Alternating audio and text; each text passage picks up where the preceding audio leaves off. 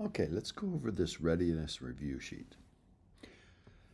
And if you know how to do some of these, you can skip ahead. But we have the transformation of the parabola y equals x squared into this. Now, horizontal transformations occur inside the parent function, be around the x, works on the x, and works horizontally. The numbers outside the x squared, like the -2 and the 5, we're going to work vertically. So let's take care of the inside. Now, I believe you're probably familiar that if you go x minus 2, that moves it plus 2. And if you go x plus 2, it moves it that way, goes opposite. The 4 also does opposite. If I put a 2 here, you'd think it'd make it twice as wide, but it makes it half as wide. Works opposite. And the order you do these in are the opposite of the order of operations. So the order of operations say multiply by 4 first and then subtract the 3. The transformations happen in reverse. So we would first talk about what the -3 does, and that would shift it right 3.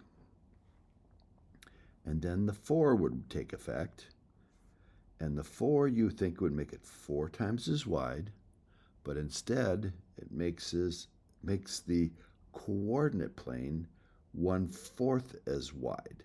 So what I want you to understand about that is if we take the parabola and move it over 3 so that the vertex is there, and if you move over 1, it's up 1, and back 1, it's up 1, and back 2, it's up 4, and over 2, it's up 4. That's the parabola shifted right 3. After it's shifted right 3, and then you squeeze the plane by a factor of 4, it squeezes towards the y-axis. So everything on this side gets pushed towards the y-axis. Everything on this side gets pushed by a factor of 4. For example, this point, 1/4, gets moved to 1/4 as far from the y-axis. So it gets to move to 1/4. This point that's 2 away gets moved to 1/4 of that. So 1/4 of 2 is 2/4 or 1/2. This one that's 3 away gets moved to 3/4.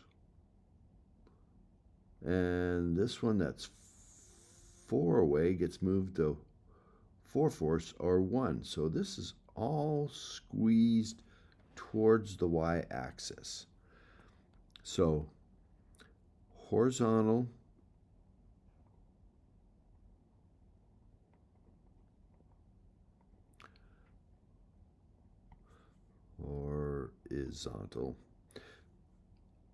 compression by 4, and I'm going to add in here toward y-axis. Okay. Now let's deal with the outside numbers. Now outside, a +5 moves it up +5. A 2 will actually stretch it by 2. It's doing what you think it would do. And you do them in order that you think you should do them according to the order of operations. So you do not do the +5 first. You have to do the minus or the 2, one of those two, first. So I'll look at them in order. I'll go minus, which the minus is going to take the whole graph and flip it over. We'll take this one here and flip it over the x-axis. Reflect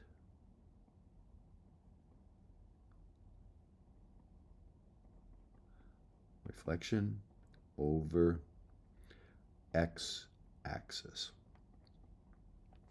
That's what the minus does. And then the 2 does a vertical stretch from the x-axis. So if it's on the x-axis, that doesn't move. If it was above, it would go higher. If it's below, it would go down. So a vertical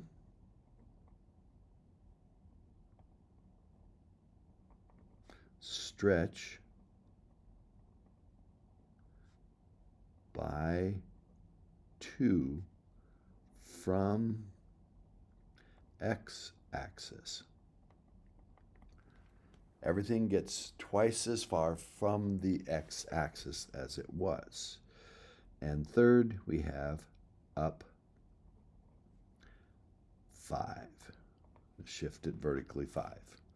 So the adding and subtracting things are the easy ones. It's the stretches that are, or compressions that are hard to get right. All right, x-intercept. There are 4 ways that you should know by coming into the class. One is factoring. So if we want to find x-intercepts, we set y equal to 0.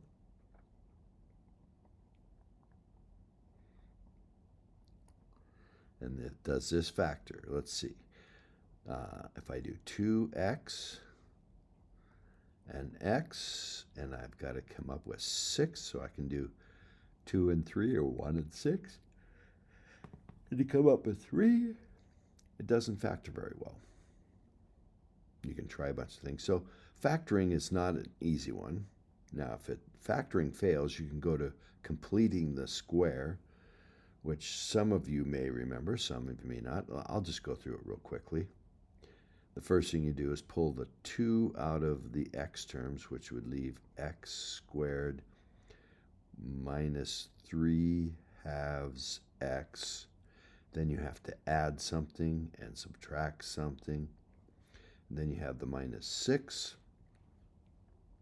And you take half of this, which is 3/4, and square it, which is 9/16 minus 9/16.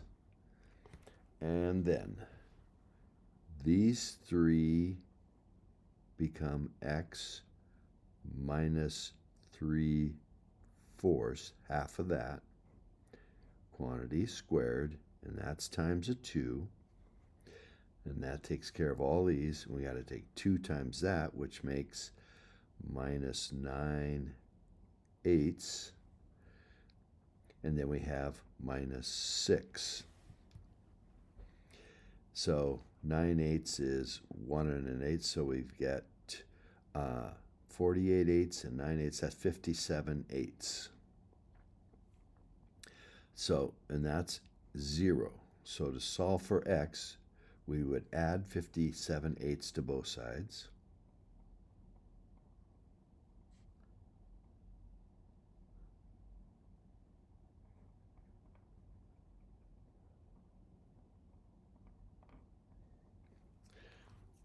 We would divide both sides by 2, which would make this 57/16 equals x minus 3/4 squared. Take the square root 16ths. Take the square root of both sides, and when you do the square root, it's plus or minus. And then we'd add 3/4, so we get 3/4 plus or minus the square root of 57 over the square root of 16, which is 4, and that's x, which is the same answer you get if you use the quadratic formula, which is the opposite of b. So the opposite of -3 is 3. Let me write the quadratic formula. The opposite of b over 2a plus or minus the square root of b squared minus 4ac over 2a. So the opposite of b is 3 over 2 times a is 4. There's the 3/4. plus or minus b squared. So negative 3 times negative 3 is positive 9. Then we have minus 4 times an a, so that's minus 8, times c, when that's a minus 6. So minus 6 times minus 8 is plus 48 over 2a, which is also 4.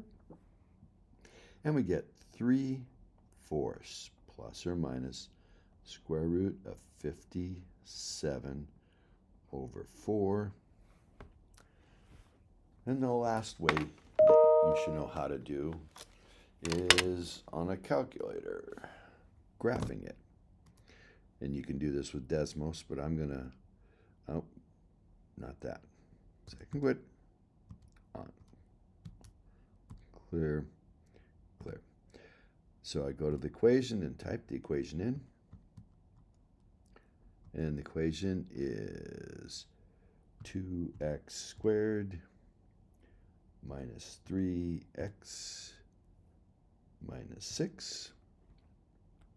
If I got to zoom 6, I see that it crosses somewhere over here and somewhere over there. And I can get those decimal approximations for the answer by going second, calculate the 0. And it's between minus 2 and 0. So I type in minus 2, enter, 0, enter. I'm going to guess it's about minus 1. And it says no, it's minus 1.137, blah, blah, blah, which is approximately 3/4 minus this square root thing, square root of 57 over 4. And the other one is over here between 2 and 3. So I push second, calculate the 0 between 2 and 3, and I'm going to say it must be around 2.5, and it says no, it's 2.6374 and some more. Again, approximate answer, which is 3/4 plus the square root of 57 divided by 4. Should be familiar with all of these: completing the square, quadratic formula, graphing, you can graph on Desmos, and factoring, although this one didn't factor. Okay, log rules. To what power do I take a base to get some number, and that power is c, can be written as a power equation. The base, b, to this power c is a. That's the conversion. That's what a log means. A log means to what power do I take this to get that. Example, log base 2, to what power to take 2 to get 8, and the answer would be 3. So the example I used in class. So this is the same as saying 2 to the third is 8. These are saying the same thing. This solves for the power. The power is down, this power is up. Product rule. So if I have, I'll use the example I did in class, 3 times 4 equals 12. And I explained that if you type into the calculator, and I'll do this here, if I type 10 to the log 3, and that's log base 10, that will come out to be 3.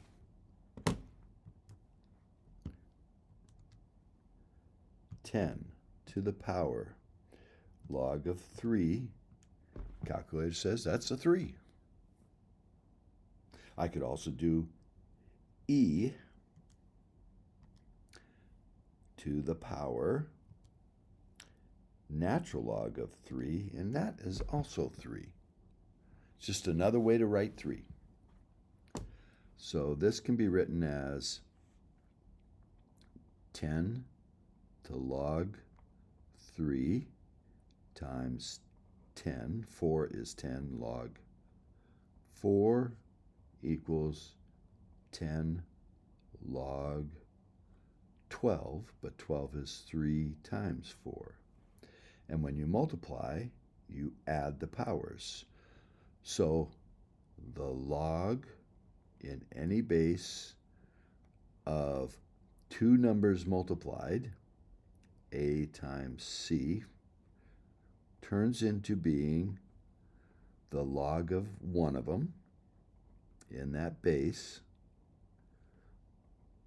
of the first one, let's say, plus, because when you multiply, you add, and so this would be 10 to the log 3 plus log 4, be plus log in that same base of the second one.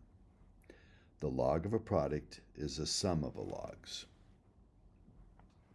The quotient rule, if I divide by this on both sides, I get log of 10 to the log 4 is 10 to the log 12, 12 divided by 3, 10 log 3.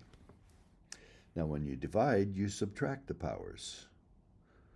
So this would be the same as 10 to the log 12 minus log 3.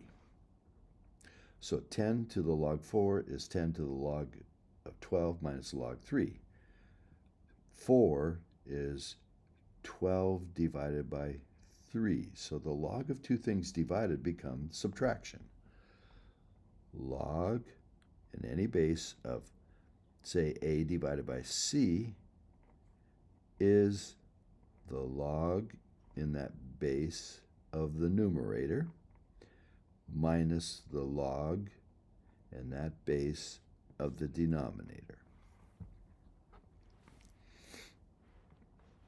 The exponential rule. I'm going to write 2 to the third equals 8. I'm going to write 2 as a base 10, a power of 10, 10 to the log 2 to the third. 2 to the third is 10 to the log 8. But 8 is 2 to the third.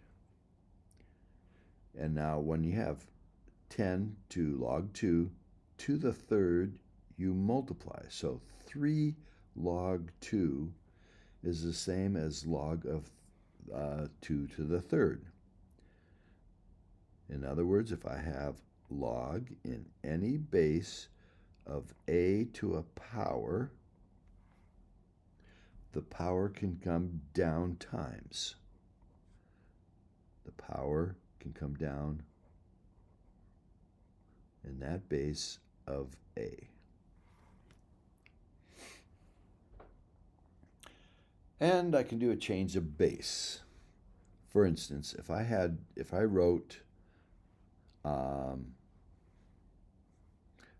running out of room here. If I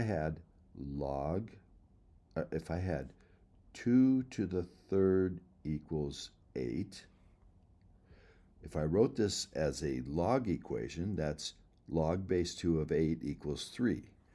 Well, how do I type that in when my calculator only has base 10 or base E?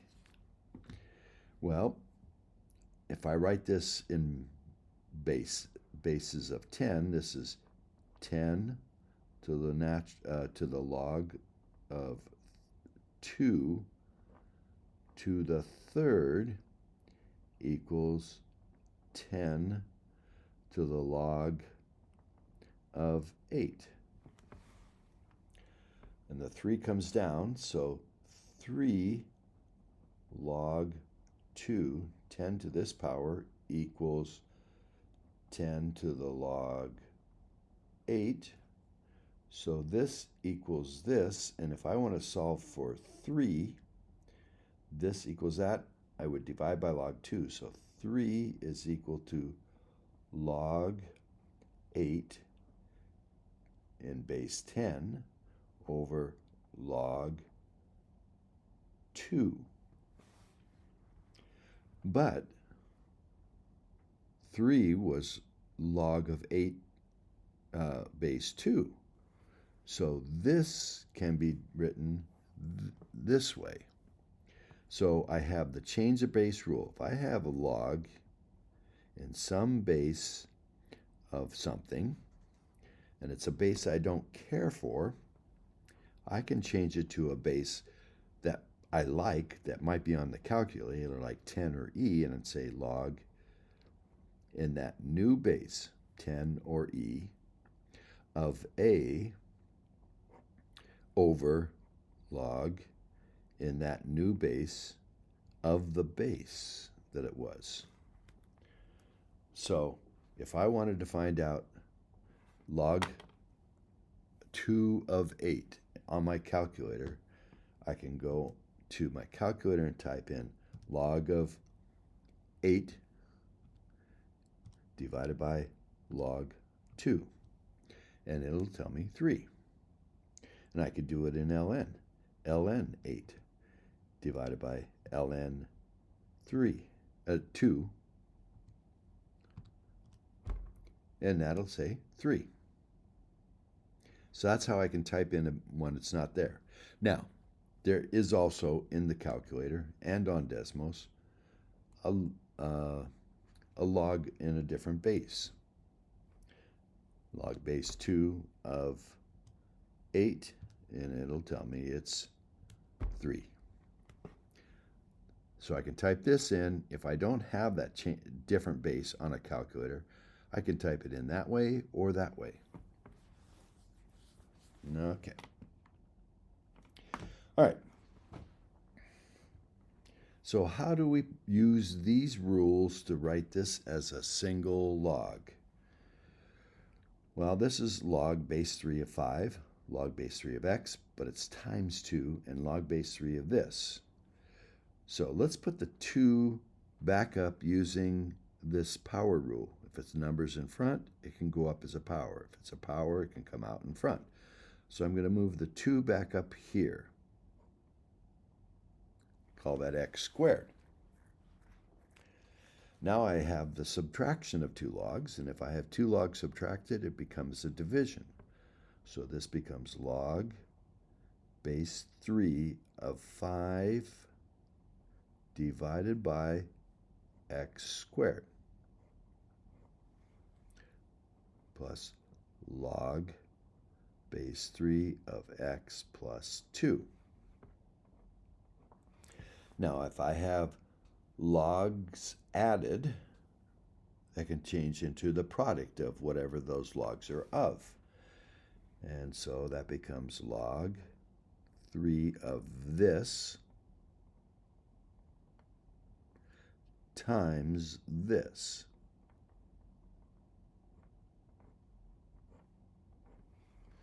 And now I've changed multiple logs with the same base into one log of this base. Okay, now let's do these. Now I'm just solving for an x that's not a power. So this is just regular math that you've done before. Divide by 3, and we get x to the third equals 3. And to get rid of a power of 3, we take it to the cube root or the 1/3 power.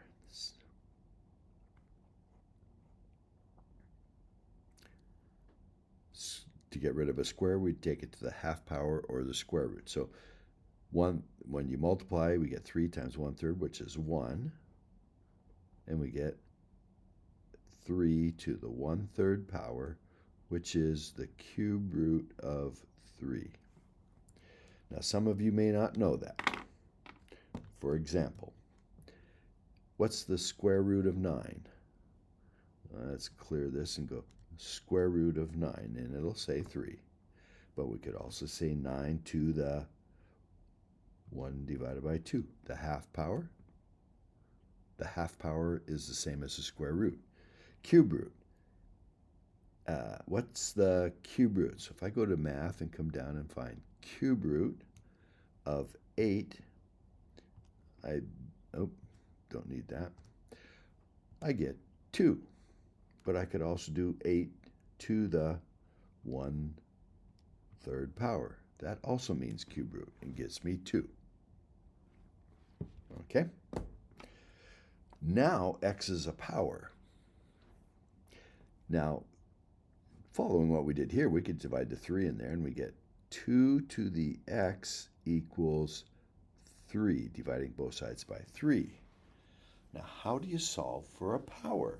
Well, that's what logs are about. Now, you could use rule number 1 and change it to something like this. So this would say the base is 2, so you'd say log base 2 of 3 gives me x. 2 to the x is 3. 2 to the x is 3. And then we can use the calculator and type that in, but this is an exact answer. The decimal approximation would be log 3 divided by log 2, or you could use that other one, and you would get a decimal approximation of 1.58.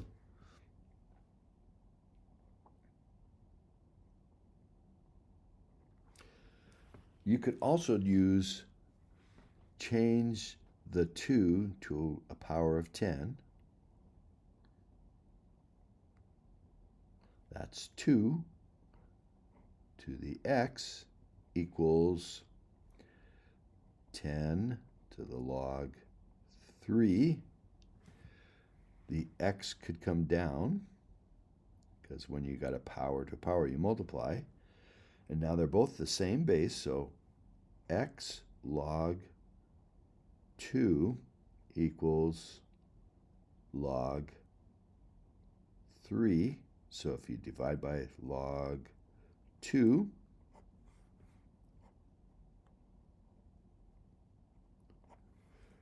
x would be log 3 divided by log 2, which is what we did here, which is what we did there. So it's the same answer. 1.58.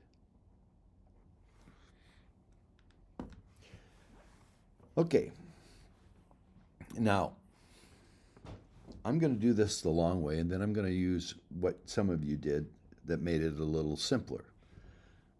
The long way would be just to go ahead and write these all as base 10 or base e. So this could be 10 to the log 3 times 10 to the log 5, and that is to the x, equals 10 to the log 2 to the x plus 2. This is a power to a power, so the x could come down, and these are multiplied, so we'd add, so we'd get 10 to the log 3 plus x log 5 equals 10 to the x plus 2 times this. So log 2 times x, x log 2 plus 2 times the log 2. Single base of 10 on each side, so this must equal this. So I got log 3 plus x log 5 equals x log 2 plus, see, I can move the 2 up, so that'd be 2 squared or log 4. Don't have to do that, but I'm going to. Okay, there's a number times x, a number times x, so I want to put the x's together, so I'm going to subtract x log 2 from both sides. Remember, this is just a number. It's like 5x's, and I'm taking 5x's off by both sides, and this might be 3x, so I'm going to get a new number here. And I'm going to subtract log 3 from both sides. to get rid of that. So now I've got x times log 5 minus log 2. That's what's on this side. This many x's minus this many x's equals log 4 minus log 3.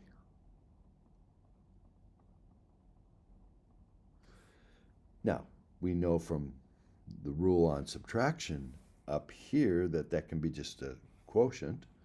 So this is x log of 5/2 equals log of 4/3. And then I divide by this on both sides, and I get x equals log 4/3 divided by log of 5/2. That's the exact answer. Now let's do it with decimals. I'm going to go back to here and just type in log of 3. And that's 0.4771-ish plus log of 5. Let's move this up so you can see it. Log of 5 is 0.6989 times x equals log of 2, 0.3010x plus log of 4, or log of 4, or you can see 2 log 2 is the same, 0.6020, the 21. And then I can subtract this many x's from this. So taking this from that, I get 0.391 from 8 is 79x equals subtracting this from this. So that's 0.6021 minus 0.4771, and that's 0.125. And then I divide by this on both sides. So I take that answer divided by 0.3979, and I get approximately 0.3141. Now, how does that compare to what I had here? So let's type this in on the calculator. Log of 4 divided by 3 divided by log of 5 divided by 2. Pretty close to the same. I was doing some rounding in here. This didn't do any rounding to here. It went straight to that answer. So this is a better answer than that one, but they're both about 0.31. Now, let's do what some of you did in class. Some of you said this is 3 times 5 to the x equals, when you add powers, that comes from 2 to the x times 2 to the 2. Oops, sorry. Too high. There we go. 3 times 5 to the x, 2 to the x, added power, so 2 to the 2. That's a 4. And so some of you said, let's divide both sides by 2 to the x and divide both sides by 3. So we got 4 divided by 3 equals, and both of these are to x, so we can write 5 halves to the x. And then you could write this as a log equation. Log base 5 halves of 4 thirds is x. Now, to type that in on a calculator, you would do log of 4 thirds in base 10 over log of 5 halves, which is what we got to here. So this works. This works. This works. And that's how logs work. And hopefully that makes some sense to you. Several of you didn't skip that problem, and so I wanted to show you several ways of doing that problem. Okay, backside. Pi over 6. Pi is 180 degrees, if you like to think of that, divided by 6. So that's going to be 6 goes in 18, 30 degrees. So we're at a 30-degree spot on the unit circle.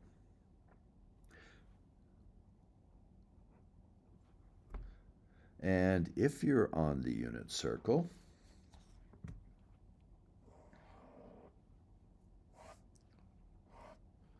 at 30 degrees,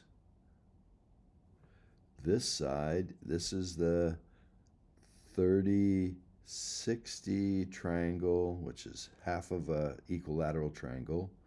So whatever this is half as long, and since it's a unit circle, that's a half, and if you use Pythagorean theorem, you get the square root of 3 over 2. So the cosine is square root of 3 over 2. The sine is a half. Tangent is sine over cosine. So that's 1 over the square root of 3, or 1/2 over the square root of 3 over 2, but the 2's cancel. And secant's the reciprocal of, this one doesn't have a code, this does. So that's the reciprocal of that. So it's 2 over the square root of 3. You could rationalize if you want. Cosecant has a co, so it goes with sine. That doesn't. So this is 2 over 1. This has a co, which goes with tangent. And so it's square root of 3 over 1. These are just the upside downs of those. 135. 135 is 45, 90, 135 here, where this side and this side are the same, which comes from a square. And if this is 1, it's 1 over the square root of 2. That squared is a half. 1 over the square root of 2. That squared is a half, but this is negative. So we get a half plus a half, which is 1. Square root of 1 is 1. So this is 1/4, 2/4, 3/4 of the way to pi. Cosine is negative 1 over the square root of 2. Sine is 1 over the square root of 2. And tangents, the sine divided by cosine, which is negative 1. The reciprocal of that's negative square root of 2. The reciprocal of that is square root of 2. The reciprocal of that is negative 1.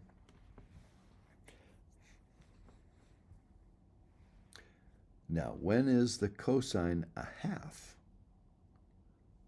If the cosine's a half, we're up here or we're down here. So we could do this in 2 different places.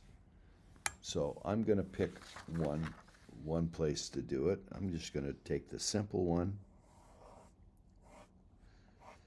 If I go cosine, the x direction is a half. This becomes the 30, 60, 90, where this is 1, square root of 3 over 2, and a half. Cosine's a half, sine is square root of 3 over 2.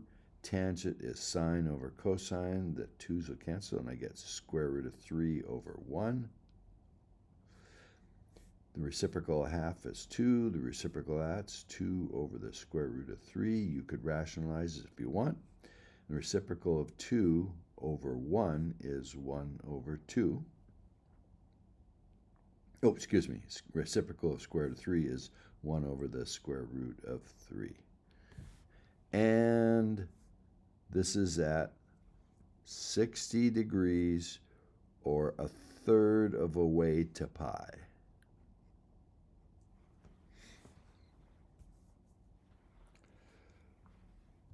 Minus square root of 2 over 2. That's the same as minus 1 over the square root of 2. For the sign is up and down, so we got to be at the 45 angle, or pi over 4 angles down here, where this is minus 1 over the square root of 2, which is the same as minus square root of 2 over 2. So we could use either place, so I'll just pick this one, which is minus pi over 4. I could use this one, which is 5 pi over 4, or I could use this one, which is 7 pi over 4. But if I go minus pi over 4, that's minus 45. And the cosine is going to be, if I'm over here, the cosine is positive 1 over the square root of 2. Tangents, sine over cosine. This is the same as 1 over the square root of 2 minus. They're going to be the same, so it's going to be minus 1. And the reciprocal of this is square root of 2. The reciprocal of that is minus square root of 2. And the reciprocal of minus 1 is minus 1. When is the tangent undefined? Tangent is sine over cosine, and division by 0 is there. So if the cosine is 0, x is 0, we could be either here or there. Here it's 0, 1. Here it's 0, minus 1. I'll pick the positive one here, which is 90 degrees, or pi over 2. And the sign would be 1. And 1 divided by 0 is the tangent, undefined. The reciprocal of 0 would be 1 over 0, which is undefined. The reciprocal of 1 is 1. And cotangent is cosine over sine. 0 over 1 is 0.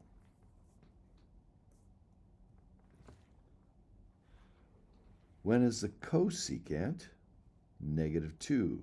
Well, cosecant goes with sine, so that'd be negative 1/2. So now I got to do sine is negative 1/2, which happens over here at negative 30, or over here. So I'll use this one. So the cosine is square root of 3 over 2. I'm at negative 30, which is negative pi over 6. Tangents, sine over cosine, which is minus 1 over the square root of 3. Reciprocal of that's 2 over the square root of 3. Reciprocal of that. Reciprocal of that is negative square root of 3. That's one set of possible answers for that. In the unit circle, as I talked about today, you go to a point on the circle, and it's over cosine, up sine. If the angle is x, and the radius is 1 on the unit circle, so sine squared plus cosine squared is 1 squared, and 1 squared is 1. And in class today, we talk about what is the sine rule for two angles added. It's the sine of the first, cosine of the second, same operation, positive, cosine of the first, sine of the second. What's the rule for cosine? It's cosine of the first times cosine of the second, opposite operation, minus sine of the first, sine second. So what's the sine of 2x? Well, 2x is x plus x, so this becomes sine x cosine x plus sine x cosine x, so it's 2 sine x cosine x. Cosine 2x, that would make these both be x's, so it's cosine x times cosine x, or cosine squared x, and x and x, so minus sine squared x. And 1 minus sine squared, 1 minus sine squared is cosine squared x. Some of the basic trig identities. So how do you solve this? Well, like we were doing up here, we want to know when sine's a half. Well, it happens at pi over 6 or 30 degrees. So x is pi over 6, where sine is a half, or 5 pi over 6, or multiples around the circle, so plus 2 pi multiple times, either positive or negative. That's what the angle would have to be. Well, that's 2x. But to solve for x, then, we'd have to divide everything by 2, so we get pi over 12 if you divide that by 2, and if you divide that by 2, but you get plus pi multiple times, or 5 pi divided by 2 plus 5 pi over 6 divided by 2, which is 5 pi over 12. Divide that by 2 and you get pi k. To simplify this, we did it a couple ways in class. Cosine x, I could write this all in sines of cosine. Tangent squared of x is sine squared of x over cosine squared x, all divided by sine x times secant, which is 1 over cosine x. So I get cosine x times sine squared x over cosine squared x. And if I multiply numerator and denominator by something that'll get rid of this, i.e. cosine x over sine x,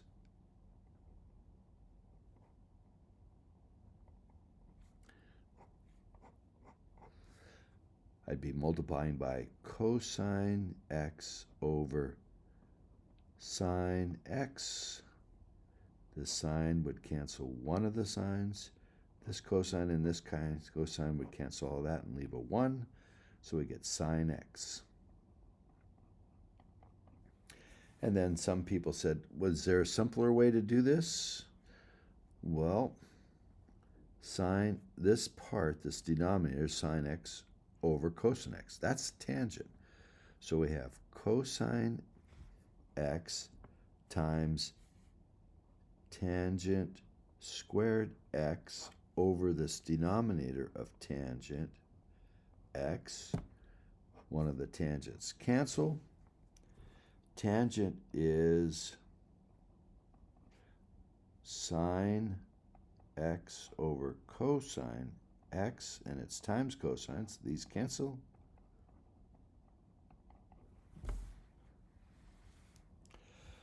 Okay.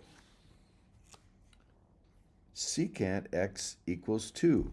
Now you could do secant inverse in both, but secant is 1 over cosine x. So if I take the reciprocal of both sides, I'm going to get cosine x equals 1/2. If you don't like that, I can multiply both sides by cosine x and divide both sides by 2. And the 2's cancel, the cosines cancel, and I get 1/2 equals cosine x. So I'm just trying to figure out when is cosine equal to 1/2. On the unit circle,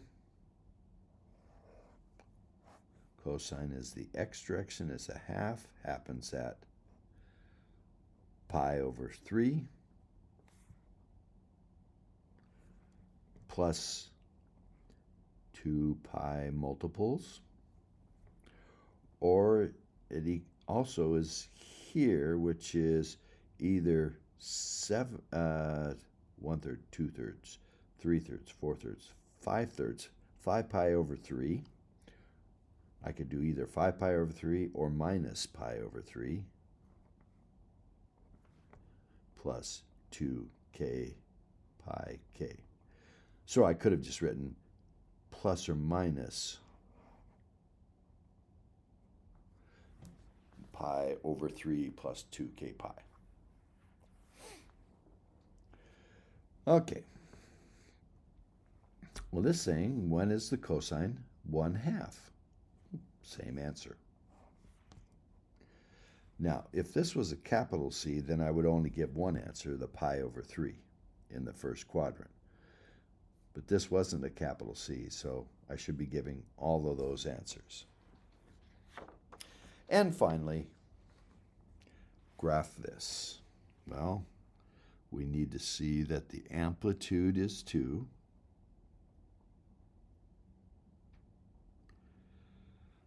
There is, there's a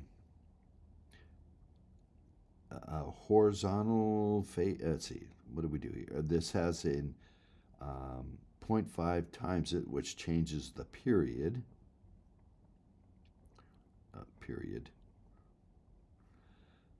So it's 2 pi, or 360, divided by 0.5, which is 4 pi for a period. And there's a phase shift, horizontal shift of 0, because there's nothing added or subtracted from the x. And there's a 1, so there's a vertical shift of +1, up 1. Sine curve starts off, goes up, comes down, goes up, but I have to lift it up 1. So I'm going to lift it up to here, call this 1. And it's supposed to go 2 above that, so 2, 3. And then it's supposed to go 2 below that, which should go from 1 to 0 to -1. And by the end of one period, I should be at 4 pi. So this must be 2 pi and pi and 3 pi when it's down here at -1. And this is 1, 2, 3, and -1. And that's the graph.